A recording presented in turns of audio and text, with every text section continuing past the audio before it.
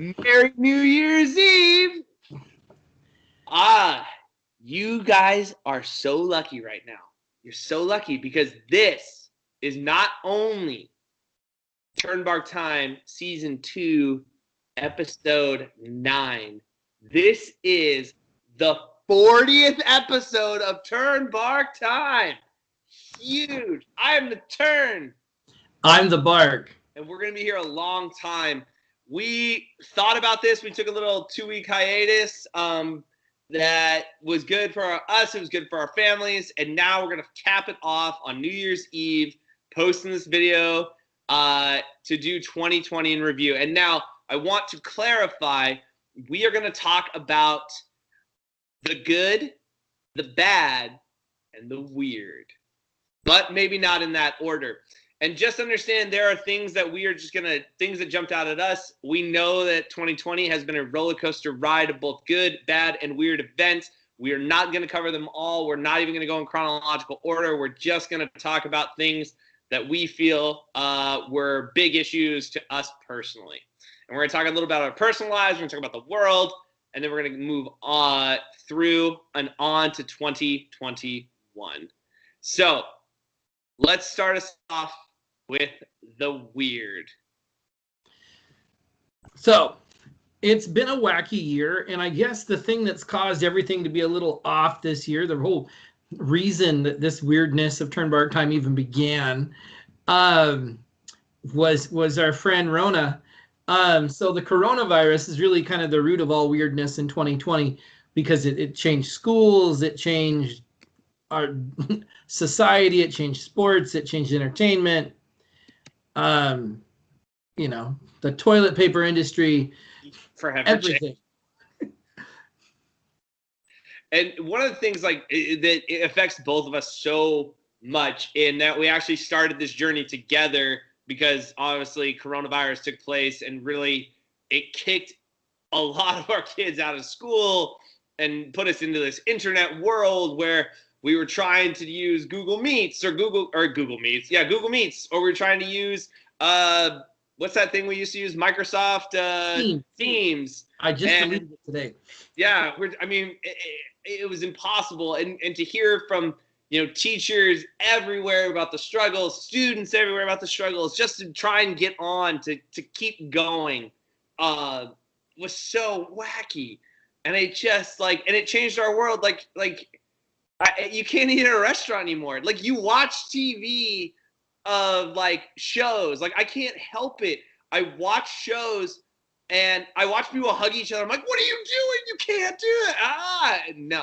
You see people sitting in crowded theaters and restaurants and you're like, what are you doing? Coronavirus, but not really because it didn't happen then. And it's interesting. I'm reading a book right now. I'm reading Obama's memoirs and he's talking about having these big events with thousands of people rallying. I'm like, don't do that. Oh, wait, it hasn't happened yet. Never mind. So it's just, our world is so weird. We've gotten really good at teaching in a room by ourselves and hoping that people are listening, kind of like this channel. But yeah. Even for Christmas this year, we Zoomed. We had a Zoom meeting with my wife's family from Florida, Japan, Bellingham, and then us in Longview. My daughter goes, oh, well, I was working on trying to set up different computers and hook them up to the TV and stuff. And my 7-year-old goes, Dad, I can help you with Zoom. I use it every once. She goes, I use it every day for school. And I just turned around and I go, yeah, I run 6 Zooms a day. I think I got it. Right? Before last year, nobody knew how to, very few of us used Zoom ever. Yep. Or Google Meets. Google Classroom was a thing, but not for everybody. And now, Google Classroom is the thing. Sorry, Microsoft Teams, we tried, but you tried way more stuff talks with Google Classroom, as I've discovered this year. Yeah. Making the switch. But yeah, it's kind of goofy, and then looking at how do we do high school athletics? It's we've got to contact trace. We've got to keep kids in groups of 4 if we bring them in. And you just look at all of this and go how if we're going to follow the rules, like it makes everything like 20 times more work just to get it in there. And it's like, it's just weird. It's just weirdness. This stuff where like you walk into a store now and you have to have your mask on, where normally, like when you think about walking into a bank, right, they'd be like, please take off your hat and sunglasses. Yeah. And now it's like if you walk in without a mask on, they're like, hey, you gotta put that mask on. Yeah. But different times, just a very different time. And I think we've got to weather the storm and remember that we're not done fighting yet.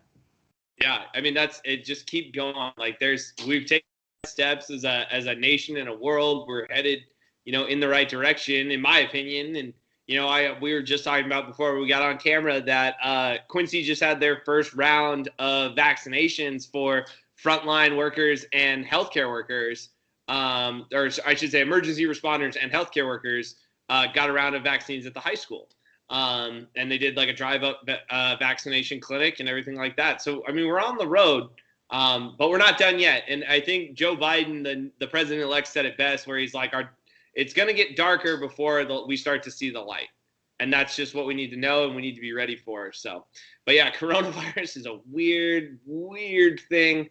And again, living through a global pandemic is no joke. And my life has definitely been very different. And what I'm going to laugh at is we all have that old jacket or that sweatshirt that we wear occasionally, but what's going to happen. It's going to be 2022. You're going to put it on. You're going to reach in that pocket. And you're going to feel that mask and you're going to be like, wow, what a weird year that was.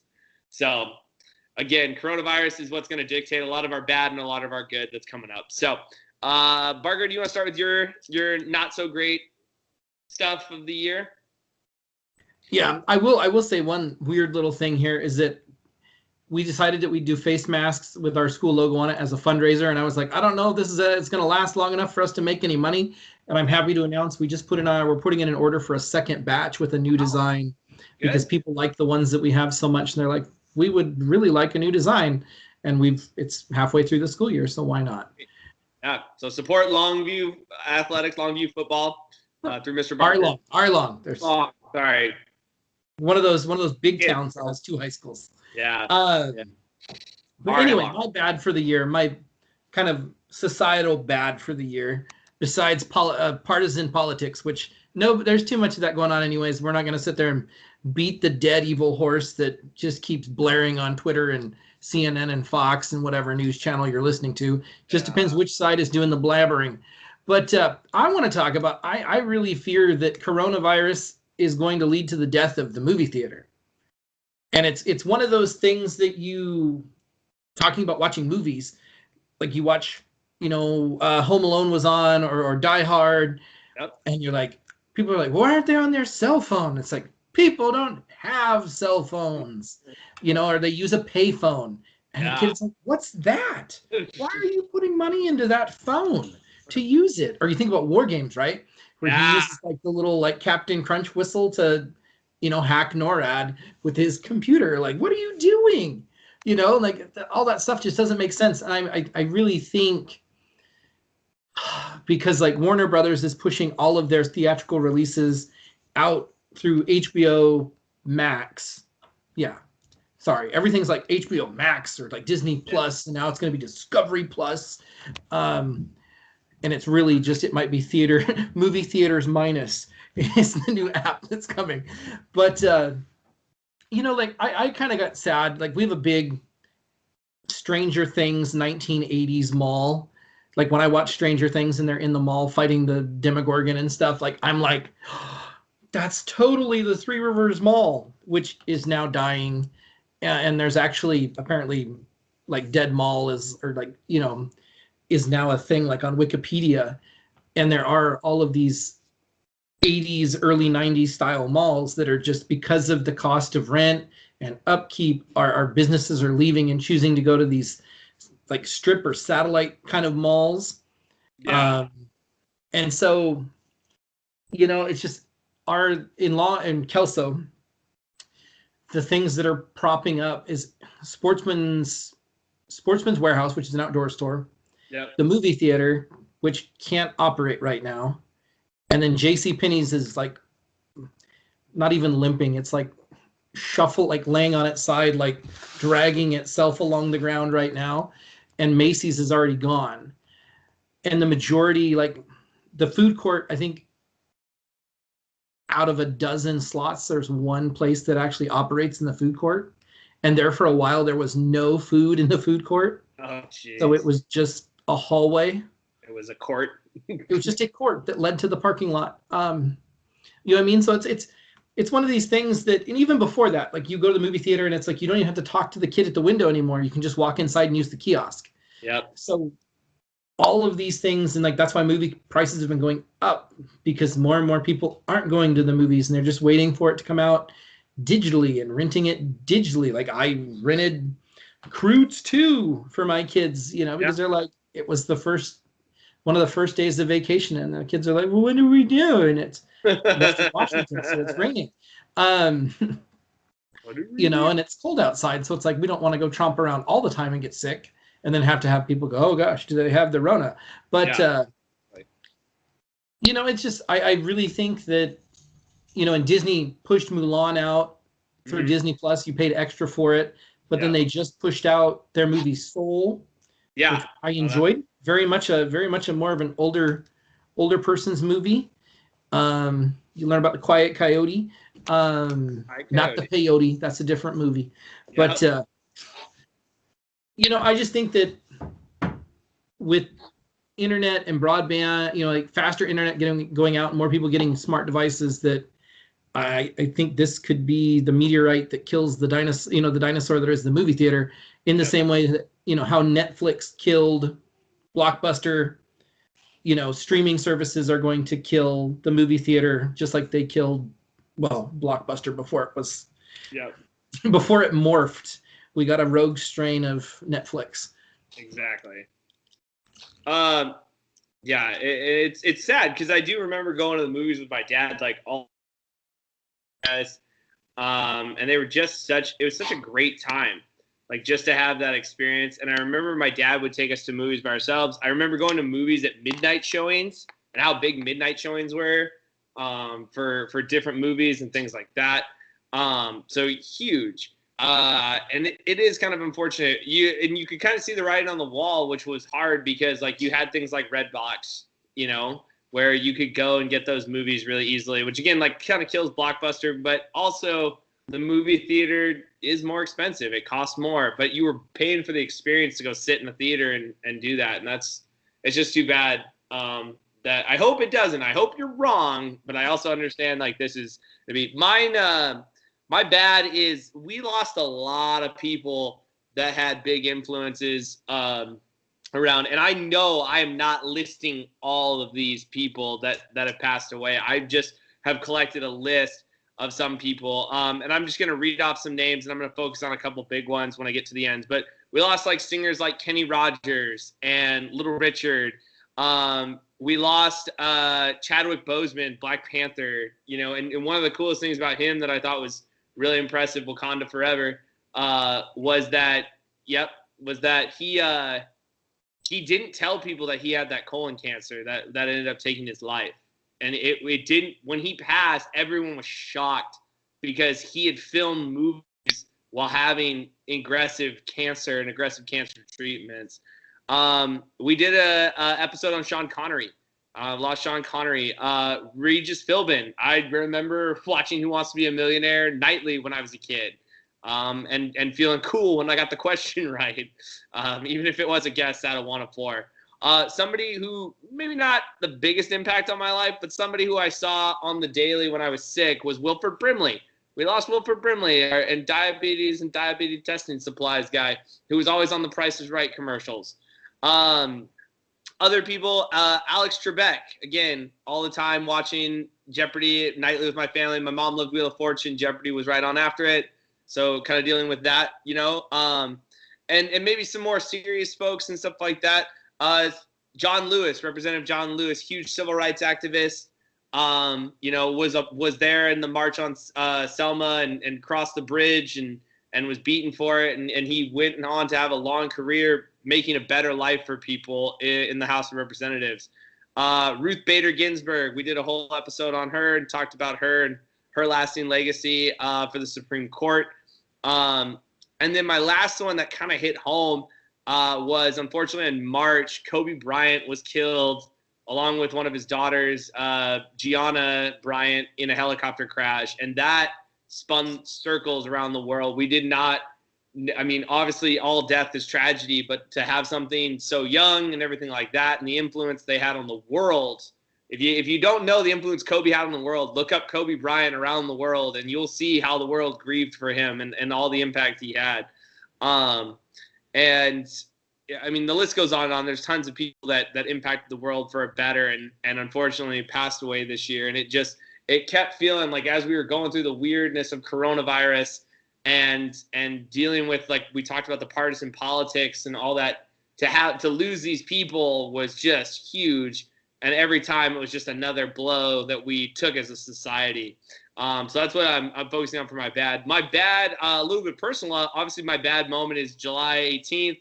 I'm hit by a drunk driver, break my leg in 5 places, break a vertebrae or fracture a vertebrae. It's not serious, and get a hematoma and destroy my pickup truck and change my summer and my life probably forever, because I'll have my metal rod and my 4 screws in my leg forever. Although they did not go off when I went through the metal detectors at the airport, so that is a good sign for me. So, yep, I know. You were hoping for a life of me beeping and having to explain it. I know. So yeah, so I mean, again, we have the weird, the bad, but now we get to focus on the coolest part, which is the good.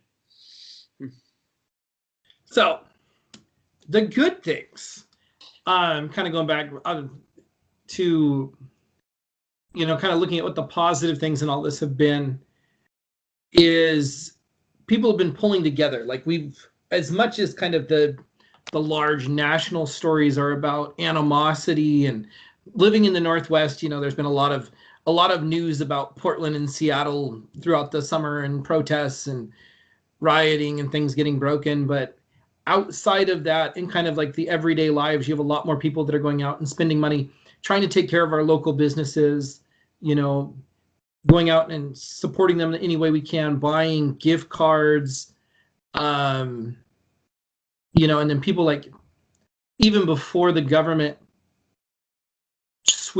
told people to switch gears and to kind of like use like I think it's like a wartime economy kind of bill or power is an intent. But you had like distilleries that quit making alcohol and started making hand sanitizer. They even joked at the school that I'm working at now. They're like, I think we might have gotten some of those because they smell a little strong. And it's some pretty potent hand sanitizer that we got. But so, I mean, like, seeing people modify what they're doing, come up with ways to take care of neighbors and try and make ways to still do positive things, even with the restrictions that we had. So, like, at my new school, they put on, our leadership class put on a kind of a drive-in movie where they put a big sheet on the back of the school and like used a projector and like projected a movie onto the back of the school. I think they watched Halloween Town, which, for those of you who don't know, was filmed just across the river in St. Helens, Oregon. So kind of a big deal for southwestern/northwestern Oregon. Southwestern Washington. Northwestern. Yeah, it's got one of those, like, kind of like local touches to it. Nice. But they put it on out there, and just our drama department put on a drive-through play. Nice. So, like, it was like a murder mystery, and so they had kids set up under different awnings, different pop-ups, because it's Western Washington, so it rains. Yeah. And then, like, with like Halloween, and the people who decided to, we wanted to be like, well, we want kids to be able to come by and trick or treat, but we don't want to do it the traditional way because that's not safe. And so you had people who, there was some guys in Ephrata that had like a 2-story tall, like, jack-o'-lantern, and were dropping candy down a pipe to kids. My wife had a great idea. We bought a big fake spider web and like clothes-pinned bags onto it so kids could just walk by and pull something off of the spider web, and it was contactless. You know what I mean? So just the ingenuity of people to try and make things make things work and not let the weird and the bad kind of win, and kind of go, how do we adapt to make things better? Yeah, absolutely.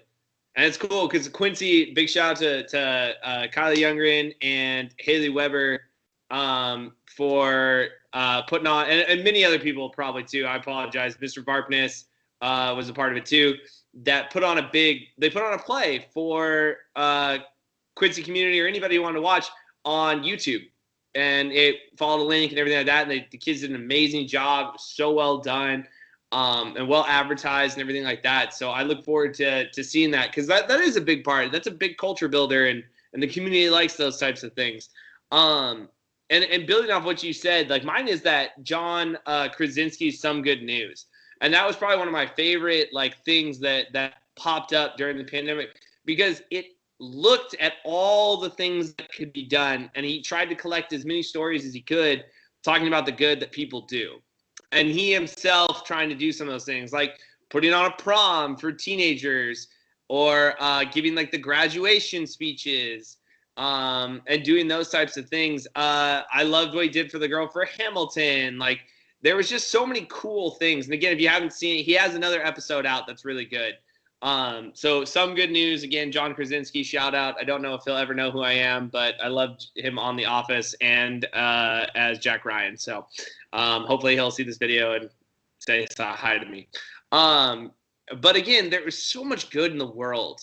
Like, whenever something's bad, look for the people helping, because there's always people helping. And this is a shout out to, our frontline workers, everyone who's been a part of this, and trying to help as much as they can. You saw stores, like big corporations, setting aside specific hours for people who are more vulnerable to COVID-19, right? Like, putting that time to like say, yes, our store won't be as crowded, but that's because we want to help these people. We want to make it safe for them to shop. I mean, the list goes on and on.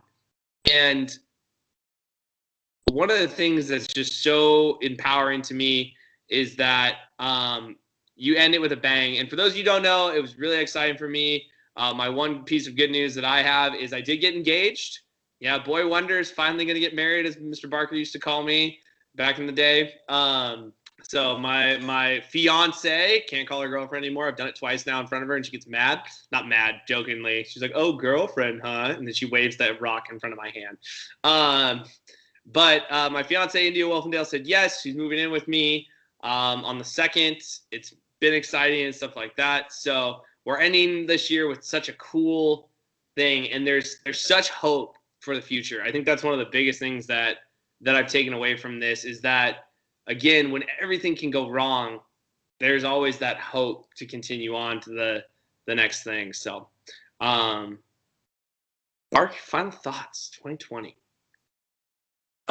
Well, good things for me is that my wife and I moved back across. It's kind of bittersweet. We moved back across the mountains to be closer to family, because as a lot of you guys know, if you've been watching, my dad wasn't doing very well and eventually passed away. That was my bad for the year. But the benefit is that I'm back in my hometown. I'm way closer to my family. Like, I would say 90% of my family lives in Longview, Kelso, and 0% of them lived in Quincy. Yep. So as much as like we made some really strong friendships in Quincy, like all of our family and our support network that, when you need for those family kind of things was back here in Longview. And so we moved back here. We bought a new house. It's bigger than our houses in Quincy, or was in Quincy. It has stairs, which is kind of bad because we're not a fan of stairs, but we're working with it. And just kind of keep in mind, everybody, like, you have the choice, right? Of, as we navigate through the rest of, or as we finish up 2020, yep, right, and we move into 21, are you going to be sipping on your cran raspberry ocean spray, singing some Fleetwood Mac on your longboard, yep, on your way to the potato processing plant? Or are you going to be, you can choose to give in to the hate and lay the smack down with a twisted tea, like what happened in Ohio there. So, I mean, it's really, you have the choice of how you're going to react to it. And the guy who was riding his longboard was riding his longboard because his truck broke down on his way to work, and he didn't have time to get a jump start. So he just grabbed his longboard and his juice and was cruising down the road on the way to work and took a quick TikTok, because that's what middle-aged men with longboards and cranberry juice do. I don't know. Not joking. Not judging. No judging. But I mean, the biggest thing that you control is your reaction to stuff. So you can react and just kind of roll with it and groove with it, and again, sing some Fleetwood, or you can, I mean, not saying that there's not people that we all think we'd probably love to slap with a twisted tea. Give a twisted tea to the forehead. Dear. But that's not the forehead, that's the cheek. But anyway, we control our response, and it's just have a little bit of grace. I mean, I know some of us are going to the grace barrel every day, and it's kind of like the oil at Hanukkah.